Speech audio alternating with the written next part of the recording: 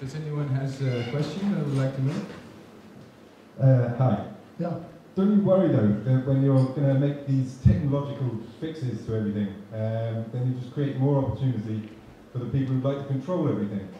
And I hadn't really thought about the question before I just asked it. But do you not worry about this? If everything is so terribly complicated, and the solutions to everything require this everything to be interconnected and linked up to everything, doesn't it just provide vast potential for sort of misuse by the people who are sort of demonstrably misusing their power now? They will have even more access to everything. So I'm not sure I think a technological fix or a scientific or a sort of interconnected fix is really going to solve any of our problems. Well, I think the answer to that, the best answer to that lies in having this as a privately funded project, so that we don't have to go to the ministries for their approval. Certainly you have to talk to the zoning board or whatever, but I don't want to be under the thumb of the government in that sense. Like, the best universities in the US are private, not state colleges, they're private colleges.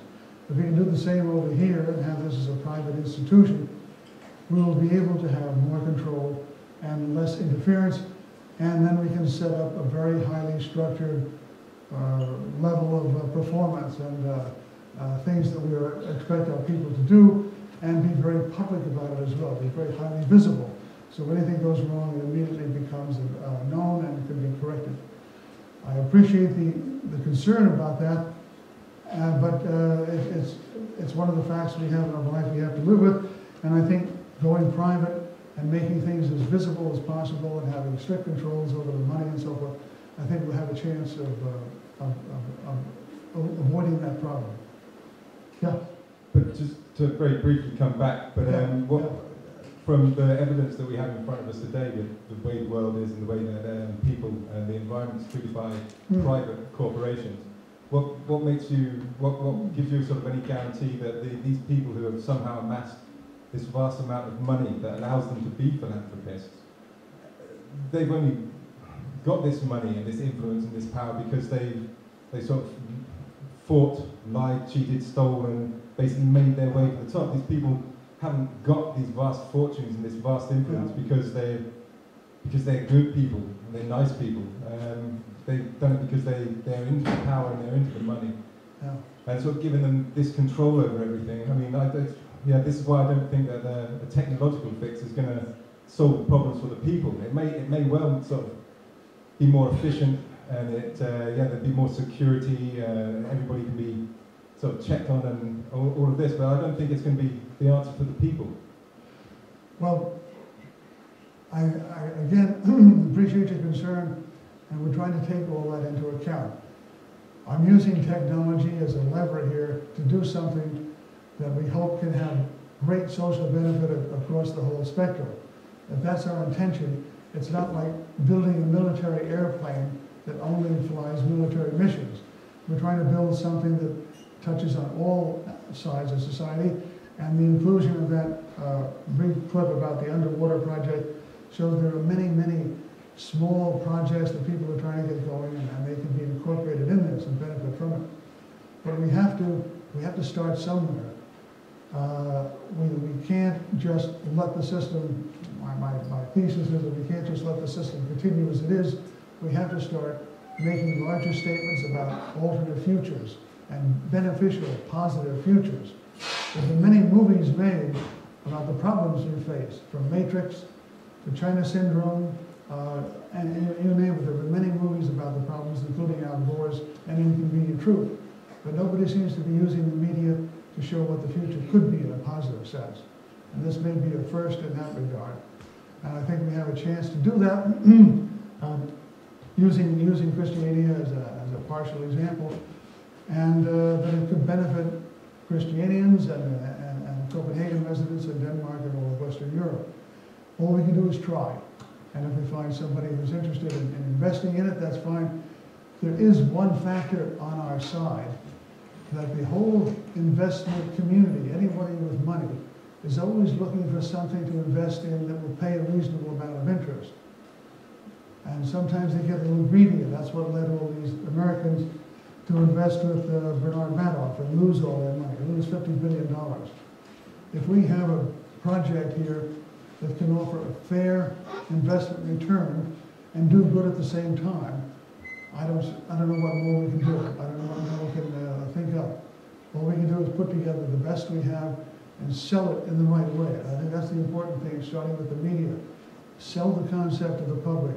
Get the public's involvement in the design of it. And when that happens, the public then can raise the flag and say, hey, we helped design that. We want to see it. We want to see it run that way, built that way. And that's ours. So that's about the best way to counteract these establishment cliques, or whatever you want to call them, who insist on running the world their way. I think we all agree that's not working. It's a tough act to get them to change, but maybe if they see an alternative, a positive alternative, people like Warren Buffett, I think, one of the wealthiest men in America, would probably like something like this. They are interested in their heritage, in their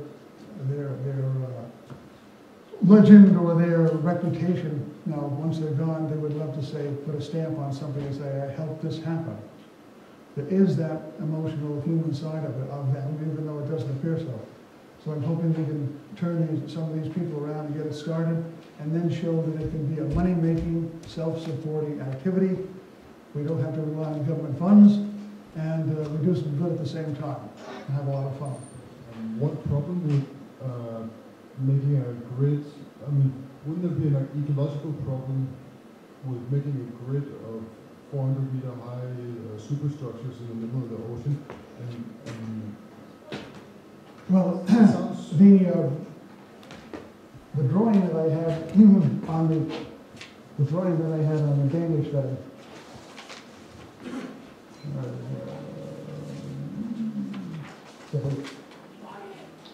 The first drawing I had was just to show the fact that something could be constructed.